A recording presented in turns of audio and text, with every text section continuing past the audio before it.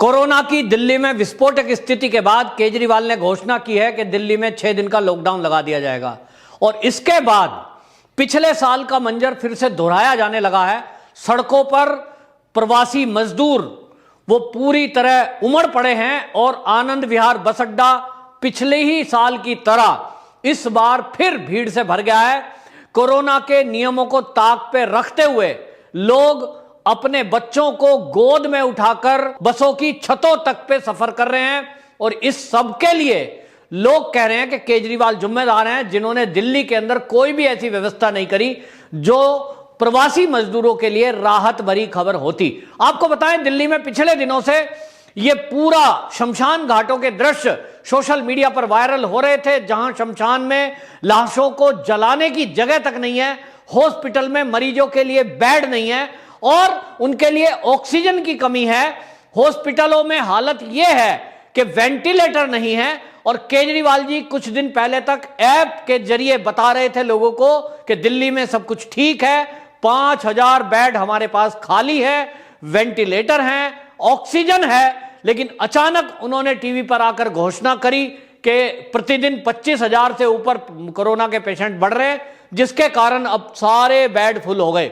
दूसरी तरफ उन्होंने मोदी जी को पत्र लिखा, उस पत्र को भी मीडिया में वायरल करा और सोची समझी रणनीति के तहत एक बार फिर से उन्होंने ये पब्लिक के दिमाग में भर दिया कि मैं इलाज करने के लिए तैयार हूं, हमारे हॉस्पिटल तो तैयार हैं। वो कह रहे हैं हमारे पास तो मोहल्ला क्लिनिक है, लेकिन मोदी जी की तरफ से ऑक्सीजन नहीं मिल रही है। मतलब ऑक्सीजन मैं मांग रहा हूं, ऑक्सीजन नहीं मिल रही है और इसलिए लोग मोदी जी को गाली देते हुए और अपने अपने घरों को जा रहे हैं, मजबूर होकर जा रहे हैं। ये दृश्य हम देख रहे हैं दिल्ली की सड़कों पर हो रहा है। आखिरकार क्यों?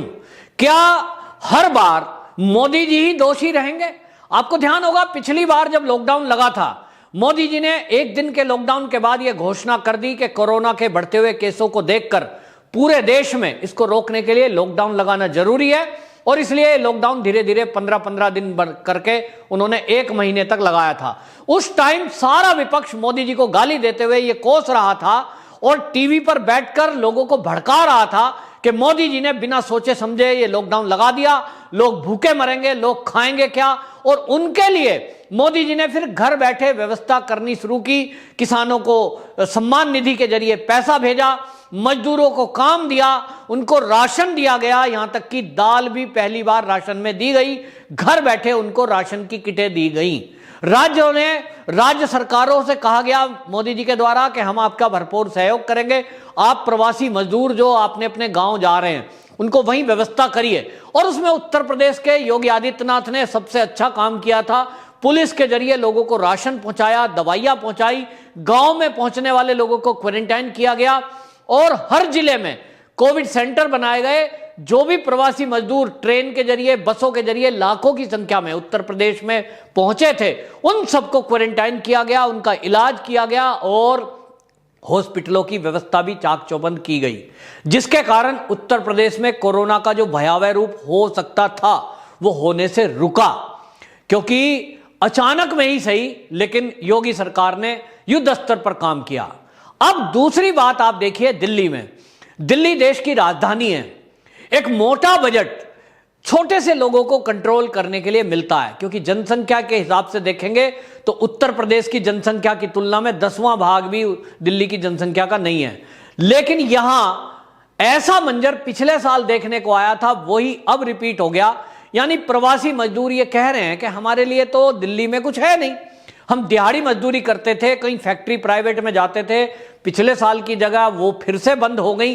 पिछली बार हमें पैदल जाने को मजबूर होना पड़ा था क्योंकि दिल्ली सरकार ने ना तो हमारे पास राशन कार्ड है, ना राशन बनाए, टेम्परेरी राशन कार्ड के नाम पर कोई सुविधा नहीं मिली, उनको राशन भी नहीं मिले और उनको मदद किसी प्रकार की नहीं मिली, जिसके कारण 3-3 घंटे स्कूलों के बाहर वो लाइन लगाते थे, तब कहीं पतली सी पानी वाली खिचड़ी पाते थे और रोज दिन में 3 बार वही खिचड़ी मिलती थी, इसलिए लोग उकता गए। दूसरी तरफ कोरोना का पेशेंट, कोरोना की बीमारी जिसका कोई इलाज नहीं था, आज वैक्सीन है, आज उसका इलाज है और उसके बावजूद सरकार उसको कंट्रोल करने में नाकाम रही है। तो कहीं ना कहीं सरकार एक साल पूरे सोती रही। ये सरकार, केजरीवाल जी का पिछले एक साल का डाटा मैं देख रहा था सोशल मीडिया पर, मेरे एक मित्र हैं पत्रकार, उन्होंने शेयर किया, 1600 करोड़ रुपया केजरीवाल सरकार ने विज्ञापन पर खर्च किया पिछले साल। आप देखेंगे केजरीवाल जी हर 10 मिनट में टीवी के ऊपर आकर बोलते हैं रिपब्लिक भारत पे, नमस्कार मैं केजरीवाल और ये कोरोना फैल रहा है आदि आदि। मतलब इस एक बार के बोलने में लगभग 1 लाख रुपया पे होता है। यानी एक दिन में अगर गणित लगाएंगे तो एक चैनल को 50 लाख रुपए पे हो रहा है। 1600 करोड़ रुपया विज्ञापन पर खर्च हुआ, इसी तरह टेलीविजन और बाकी जरिए।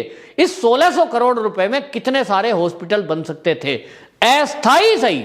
स्कूल खाली पड़े हैं, स्कूल बंद है पिछले एक साल से, उसमें क्वारंटाइन सेंटर बन सकते थे। प्राइवेट जो प्रवासी मजदूर नौकरी करते हैं उनके लिए टेम्परेरी राशन कार्ड बनाए जा सकते थे, लेकिन कोई उपयोग सरकार ने इस तरफ कोई ध्यान किया नहीं।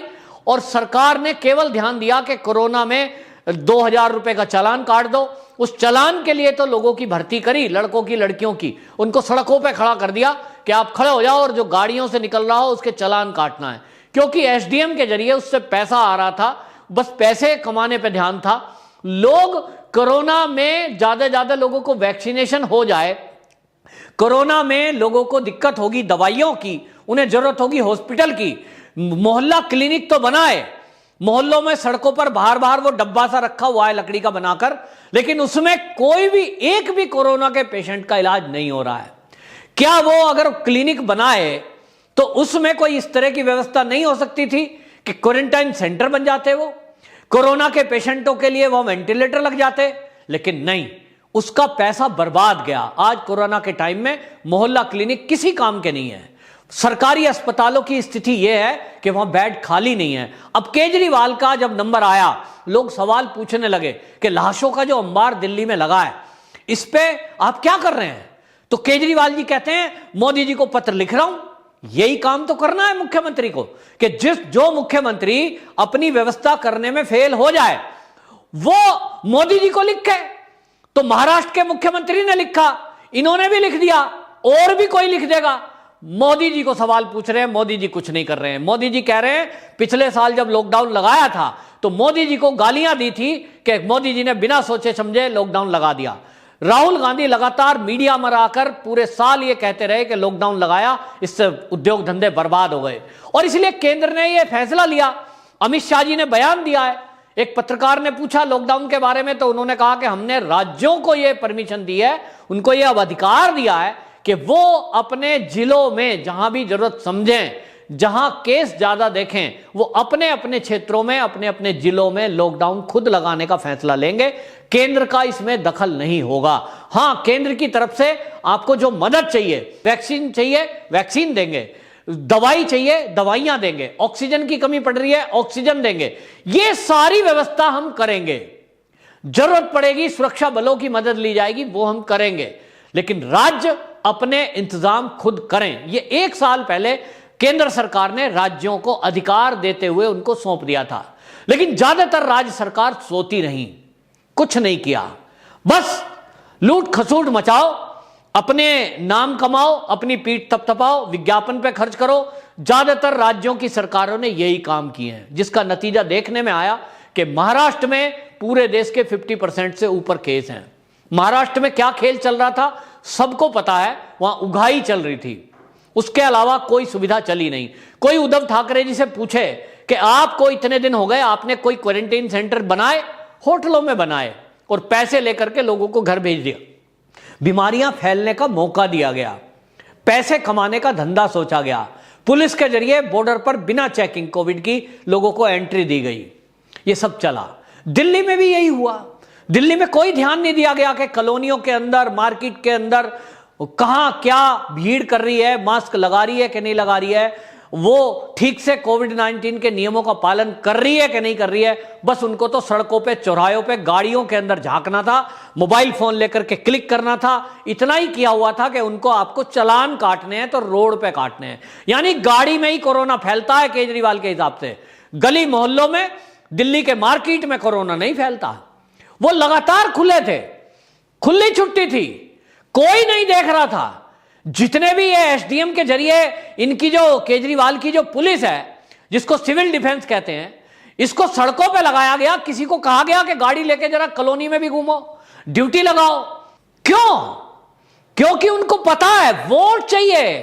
वो जो सड़क पे जाने वाले हैं अन्य राज्य के लोग, वो गलती से अगर मास्क नाक पे आ जाए, कहीं गाड़ी में बैठे जा रहे हैं परिवार के साथ, उनकी वोट नहीं मिलेगी केजरीवाल को। वो तो बाहर के राज्य के हैं।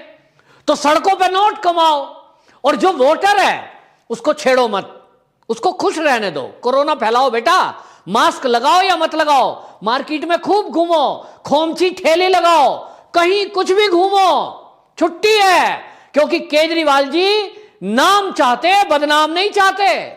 कोई ये ना कह दे केजरीवाल बहुत बेकार हैं, कॉलोनी में, गली मोहल्लों में, मार्केट में, होटल में चालान काट रही है उनकी पुलिस। कौन सी पुलिस? वही पुलिस जो चौराहे पे खड़ी होती है, सिविल डिफेंस। तो उनकी पुलिस ने कॉलोनियों के अंदर ध्यान नहीं दिया, कहीं हॉस्पिटलों की व्यवस्था नहीं करी, सड़क पे ध्यान दिया। तो सड़क से पैसा मिलता है, वो वोट देते नहीं। फ्री बिजली, फ्री पानी, फ्री जो है बसों की यात्रा, अरबों रुपया वोट पाने के लिए खर्च कर दिया। इतना पैसा जितना बजट वहां खर्च किया, अगर उसको हॉस्पिटल की तरफ ध्यान देते तो कई दिल्ली के अंदर दसियों हॉस्पिटल बन सकते थे। लेकिन हॉस्पिटल तो बने नहीं। जो पहले से बने हुए हैं, 20 साल पुराने, 30 साल पुराने, 40 साल पुराने, वही हॉस्पिटल हैं। तो उसमें बेड कहां से बढ़ा दोगे? जगह चाहिए। डॉक्टर कहां से बढ़ा दोगे? जगह चाहिए। तो इंतजाम किए नहीं, और अब जब व्यवस्था खराब हो गई, विस्फोटक हो गई, तो आज टीवी पे आके कहते हैं साहब व्यवस्था खराब हो गई, अब लॉकडाउन लगाऊंगा। लॉकडाउन का मतलब पता है क्या है? सीधा लाखों लोग दिल्ली छोड़कर अपने अपने घरों को निकल पड़े। ऐसा ही पिछली बार हुआ था।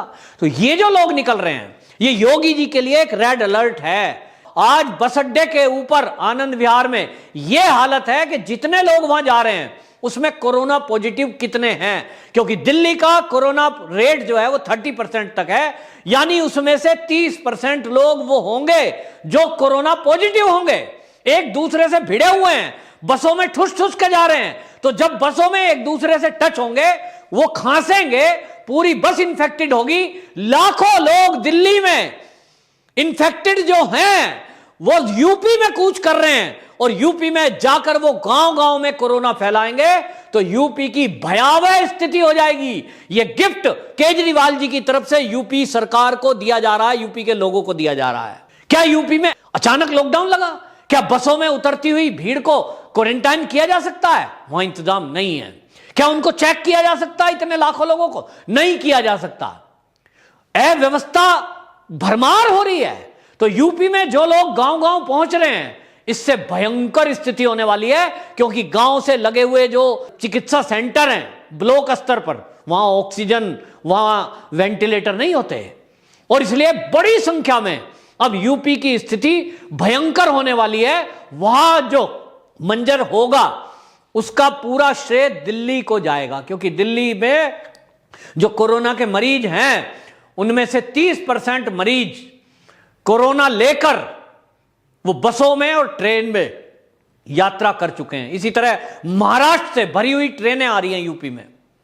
यूपी और बिहार में जो केस बढ़े हैं, कुछ लोग कहते हैं रैली हो रही है जी, बीजेपी वाले तो रैली में लगे हैं, चुनाव में लगे हैं। कहां? पश्चिम बंगाल में। तो पश्चिम बंगाल में कितने केस हैं सुना है किसी ने? सबसे ज्यादा केस महाराष्ट्र में है, उसके बाद दिल्ली में है। दिल्ली में कौन सी रैली करी है भाजपा ने? भाई बताओ जरा, जो सवाल उठा रहे हैं चुनाव पर। दिल्ली में कोई बीजेपी ने रैली करी है मोदी जी ने कि दिल्ली में केस बढ़ गए? महाराष्ट्र में कोई रैली करी है मोदी जी ने कि वहां क्यों केस बढ़ गए? बकवास करने के सिवा ये विपक्षी लोग और कुछ करते नहीं। जब कोई अव्यवस्था हो जाएगी तो मोदी जी ने कर दी, और अपने एंड पे आएगी तो हमें तो कुछ करना नहीं है, नोट कमाने हैं। दोगली नीति चलने वाला यह विपक्ष कोरोना के काल में भी राजनीति कर रहा है और गरीबों का मजाक बना रहा है। कई कई गुना रेट लेकर प्राइवेट बस वाले जहां एक तरफ किराया लेकर वसूल गरीबों को घर छोड़ने का काम कर रहे हैं, वहीं मुफ्तखोर, दवाखोर और ब्लैकमेलिंग करने वाले लोग दवाई की जमाखोरी कर रहे हैं। यह हमारा देश ऐसे लोगों से, गद्दारों से भरा पड़ा है। इसका संज्ञान उत्तर प्रदेश की सरकार को लेना चाहिए। वंदे मातरम।